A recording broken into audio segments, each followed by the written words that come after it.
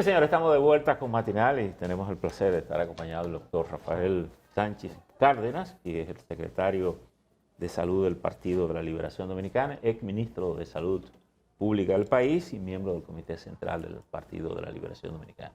Ministro. Ministro, bienvenido. Buenos días. Bueno, buenos días. Bienvenido. Y un grato placer estar de nuevo en Bien. Matinal. Qué bien. Quisiera comenzar... Es bueno sentarse aquí para que el país esté mirando qué uno está haciendo. Quisiera comenzar, primero por su experiencia en el ministerio tratando el tema de la pandemia. Le tocó el punto alto de la pandemia. Y ahora en su condición de responsable en el Partido de la Liberación Dominicana, en la oposición, del tema de salud. Se ha dicho que hay un recrudecimiento, se ha dicho que hay mayor letalidad con la nueva cepa. ¿Cuál es la información que usted tiene como exfuncionario y como dirigente político? Con la nueva cepa. Sí, con la realidad del COVID hoy en República Dominicana y en el mundo. Bueno, en República Dominicana la letalidad ha bajado. Y es lógicamente lo que es de esperarse en un país que ha hecho el nivel de vacunación que se ha logrado de 5.5 millones de vacunados. El gran dilema que tenemos es que tenemos 6.8 de dominicanos que tienen una dosis y no más, lo que significa que tenemos una franja todavía bastante susceptible en el país. Ahí es que está y ha sido mi insistencia permanente de que el target de la política pública en el plan de vacunación tiene que ser esos 6.8 dominicanos que tienen una dosis, por tanto no son opuestos a la vacunación. Accedieron y se pusieron una dosis. Ahora, ¿por qué no se pone la segunda dosis? ¿Cuántos son esos, perdón? 6.8 millones. Tenemos 13 millones de vacunas puestas. Sí, que tiene una sola vacuna. Una sola vacuna. La pregunta, y 5.5 millones que tienen las dos dosis. La pregunta sería, ¿se le terminó el tiempo a esas personas de una sola dosis o pueden? Porque cuando usted se pone la primera y dice, en 28 días usted viene o en un mes. Pero esa gente tiene casi un año. Desde el punto de vista de la inoculación, ¿cuál es el efecto del que dejó pasar el plazo? Siempre se ha establecido que la nuevo? primera dosis produce de 10 a 20% de aumento de la capacidad inmunitaria. Y la segunda es la que completa ya, en este caso, el 80%, 75% según la vacuna usada. Una persona que se ha puesto una primera dosis, lógicamente, al pasar el tiempo, eso no significa que no tenga los efectos de la primera, pero lo que procede es que se ponga la segunda dosis con fines de facilitar el incremento de las capacidades de defensa. La capacidad de defensa no se ha perdido hasta ahora. Hay una medida que se hace que es la medida humoral, o sea, los antígenos que se miden, que están circulando. Y la otra es la celular, que nunca se mide, porque la gran memoria sobre la defensa está en la célula, está en la médula. Y son estas, cuando se dan las alertas, las que empiezan a enviar los mecanismos de defensa con los linfocitos T y los linfocitos B. Es decir, que los datos los da el propio organismo. Es que el organismo es una computadora que va guardando información y reacciona cuando es atacado por uno de esos organismos. Doctor, ¿y qué más pudiera estar haciendo el gobierno para lograr completar lo que está sucediendo con ese grupo que tiene la primera, no se pone la segunda, pero que al fin y al cabo entonces no tiene esa inmunidad completa? ¿Qué se hizo con la información? Porque usted llena un papel cuando va a vacunarse y le piden su cédula y todos los datos. Entonces, yo creo que lo que el gobierno tiene que hacer, y lo he dicho varias veces, hay que salir detrás de esos 6.8 dominicanos que tienen una dosis. ¿Quiénes son? ¿Dónde están? ¿Dónde están? Se ha dicho que de manera que yo creo casa que por casa.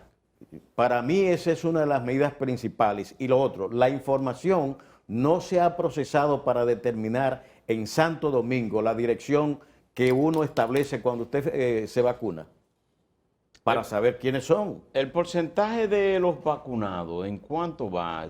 ¿Va cerca de un 60 y pico o 70%? Bueno, 6.8 tiene una dosis y 5.5 tienen dos dosis. sume, estamos hablando de cuánto, de 11.8 millones. ¿Cuántos son 5.5 de los 11.8 millones? Porque no voy a contar la tercera dosis. 40 y tantos por ciento. Un 40 y tanto por ciento. 25, Pero cuando usted ve la información, te dicen que estamos en el 60% bordeando o algo más. Se ha hablado hasta de 61 y 62%. Pero no te dicen cuál es el universo. Cuando usted va a vacúnate y entra en la información, saque el %. Quite la tercera dosis. Pongámonos en el programa de las 2 dosis, que es lo principal en este momento. De los 11.8 millones que dice vacúnate, no lo estoy diciendo yo, 5.5 tienen 2 dosis y 6.8 tienen una dosis. Eso suma 11.8. ¿Cuántos son 5.5 de 11.8? 40 y tanto %. Esa es la realidad. Ahora, en el objetivo de vacunar con 2 dosis al universo que se dijo de 7 millones, 8 millones de personas, ¿usted cree que el gobierno ha distraído la atención cuando, por ejemplo, introdujo la tercera dosis, después la vacunar a los niños a 18, después de 5 a 12, en fin? Sin lugar a dudas. Eso se lo dije hasta al propio presidente en Palacio. Es decir, en un momento en que ese plan empezó con un entusiasmo social importante, que iba diariamente, se hablaba hasta de 200 y 250 vacunados diarios. Es decir, había un entusiasmo social por vacunarse. Una vez que vamos en ese ritmo, empezar a hablar de tercera dosis, ¿qué usted dice? Hoy las que yo me estoy poniendo entonces no sirven. Y yo creo que ahí se generó una suerte de duda, de desconfianza y de desvío del camino de una estrategia que debió machacarse desde el principio a final hasta que la gente tuviera las 2 dosis, que al fin y al cabo es el objetivo principal. Si tenemos reducción de casos y letalidad, se debe a la vacunación, porque prácticamente vigilancia epidemiológica y de intervenciones de salud pública es poco lo que se está haciendo. Y esa es una de las cosas que hay que arreciar. Por eso digo, vamos al casa a casa, busquemos los 6.8 millones que faltan por vacunarse y poner la dosificación faltante. Yo creo que eso es importante. La campaña que hay que llevar a cabo no es esto como ustedes lo están viendo, que es una información importante. Es dirigida al ciudadano que no se ha vacunado con las 2 dosis. Hay que buscar un mecanismo de comunicación más efectivo para motivar a la gente a cumplir con ese deber ciudadano. Y el tema de la resolución, que ha sido controversial y que incluso fue judicializado, ¿es un mecanismo que usted entiende efectivo para eso? El fin es positivo, porque al fin y al cabo lo que busca es que aquellas personas, incluso se incrementó el proceso de vacunación cuando se tomó la medida y que luego fue rubricado por el Tribunal Administrativo. Bueno, no fue rubricado, sencillamente dijeron que, bueno, que no había... que era inadmisible la acción porque había mejores vías judiciales. Perfecto. Entonces, pero nadie ha acudido. Por tanto, es de tomarse en cuenta. ¿Quién quiere una sentencia en 2 años? Exactamente. ¿Pero qué indicó esta medida? De que la gente aumentó el caudal de personas. Pero surge en medio de todo esto otro elemento. Vamos a vacunar a los menores de 11 años. Otro ruido. Si usted tiene esta garantía y anda detrás de la casa, el objetivo de casa suyo son los 6.8 millones. Dele a eso, consiga eso, y usted va a tener un % de vacunación elevadísimo. ¿Y cómo conseguir eso ahora después de ese reflujo? Bueno, la amenaza que tenemos ahora es la siguiente. Tenemos un aumento de la positividad. Que usted ve el boletín de ayer que se hacen 13.000 pruebas, pero de ellas solo 5.000 eran PCR. La mayoría eran antígenos. Y lo refiero para que usted tome en cuenta lo que hablábamos aquí fuera de cámara sobre ese caso. Está establecido que el antígeno tiene una sensibilidad de un 48% aproximadamente, lo que significa que la susceptibilidad sigue habiéndola ahí en términos de positividad, negatividad o falso positivo, falso negativo muy alta.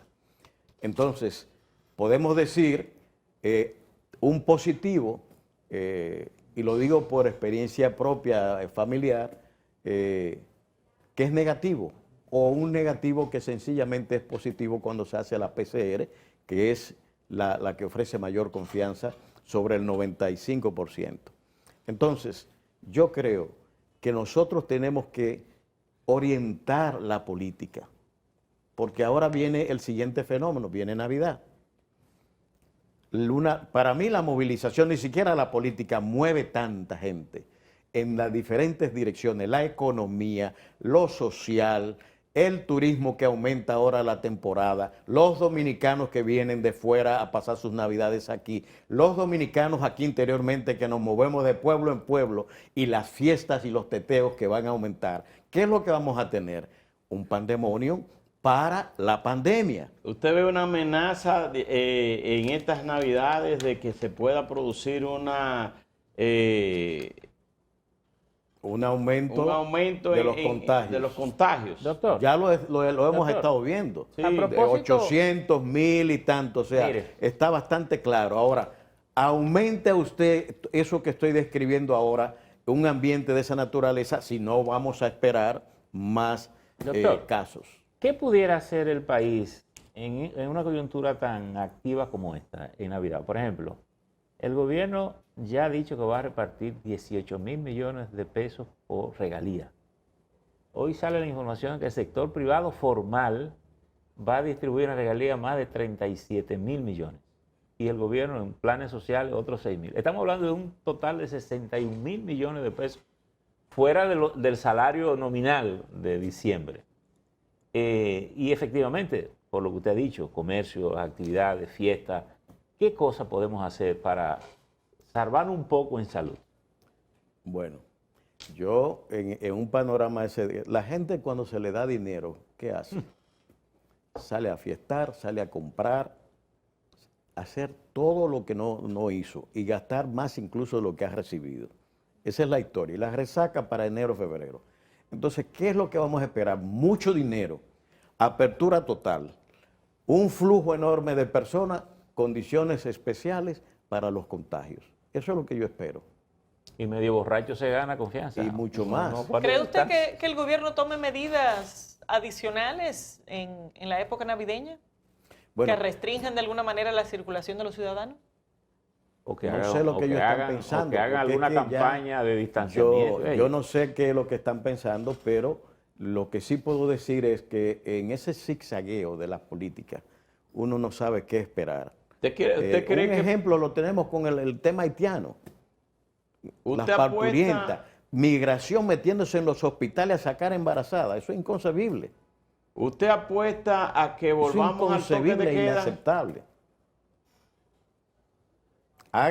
Los hospitales y los médicos no están para cumplir labores de migración y de frontera. Ese no es su papel. Si hay un ilegal aquí, deben tomarlo en su lugar y repatriar. Pero un hospital que se supone que va una persona a hacer reclamos sanitarios, es un derecho universal. Y no debe ser puesto a los médicos, enfermeras, a los Sí, hospitales eso y es- clínicas a decidir. Eso es meter la pata y mover el muslo. Exactamente. Eso no, por ahí no es que va la cosa. Además- Incluso, además, esa es una fíjense pelea- en esta información, 50% decían son parturientas haitianas. Falso. 10.000 millones gastados en este tema. Falso también. ¿Cuál es la realidad? La realidad es que tenemos un 27%, el director del Servicio Nacional dio la información, que es un 27%. En 2020 tuvimos 111.000 partos, de los cuales 30.000 fueron haitianas. ¿Cuánto es eso? 27%. No 50, que son 10.000, pero me están diciendo, cuando dicen que gastan 10.000 millones, entonces un parto está costando 250.000 pesos. Lo que- Y eso es falso. No es falso. El estudio del 17 que se hizo, un parto en un hospital costaba 5.000 pesos. Entonces estamos hablando de gastos de 250 millones de pesos. ¿Por qué se está virtiendo y creando todo esto? No, Para soportar además- la política de frontera que se lleva, que yo no digo que es mala. Pero Proteger frontera, evitar ante la situación haitiana el flujo de personas indocumentadas, eso es correcto. no, pero eso tiene otro aspecto. Muchas de esas ciudadanas haitianas, aunque son ilegales, viven en República Viven Dominicana. aquí también. Y la otra cuestión es, esa es una pelea que no se gana en ningún escenario. En ninguno. No Ni- hay ni siquiera absolutamente adentro forma de de la ganar República eso. ¿Cómo? Dominicana. ¿A quién le puede? Es más, usted lo que está moviendo, sentimientos humanos, mover de un hospital a una embarazada. La imagen que se está llevando, como yo vi una guagua bajando embarazada, de guagua de migración. Usted vio una guagua de migración Pero sacar... eso es lo que en los medios se ha estado pasando. No, desmontándose las ok. embarazadas que fueron captadas por O sea, el migración. Partido de la Liberación Dominicana, usted como médico, se opone a que las embarazadas, no que las saquen de los hospitales, sino que las repatrien a su país. Las personas que son ilegales y que no cumplen con eso deben ser repatriados. Pero aquí hay que tomar en cuenta, no es igual una mujer que tiene 3 meses a una mujer que tiene 7, 8 meses de embarazo y que además tiene los historiales de no consulta, de no chequeo que tienen las haitianas. Qué Aquí hay peligroso un eso. comportamiento porque lo que puede traernos son eventos que nos perjudiquen más que el bien que nos pueden hacer. No, además, tú puedes, como política, evitar que ingresen al país, pero una vez la tiene aquí, atropellarla al hospital es una cosa Y que ponga no usted, tiene estamos nada. hablando de 30,000 partos de haitianas al año. Entre 12, Cárdenas, ¿cuántos son? le preguntaba, 2,000 y pico de partos mensuales. como médico, ¿usted está de acuerdo que en el país se retomen los toques de queda, que se pongan restricciones ahora en diciembre a la población? Es que no, yo no veo condiciones para un toque de queda actual, ni subjetivas en términos de la población, ni en términos de el empresariado que viene saliendo del ahogo que La gente no las se primeras tranca, ¿no? medidas se tomaron. Sin embargo, No hay forma de trancar a él. en Europa estamos Dios mirando. le oiga, que eso Dios le sea. oiga. En Europa estamos mirando de nuevo los cierres y las medidas de restricción y endurecimiento y con otros agravantes, vacunados con las supuestas mejores vacunas que teníamos. Bueno, doctor, muchísimas gracias. Muchas gracias. Gracias Doctor. a ustedes. Ha sido un placer conversar con usted, el doctor Rafael Sánchez Cárdenas, secretario general de Salud del Partido de la Liberación Dominicana, ex ministro de Salud Pública y miembro del Comité Central del Partido de la Liberación Dominicana. Con él hemos terminado la entrega por el día de hoy. Mañana estaremos de nuevo con ustedes. Pásenla bien, pasen un excelente día.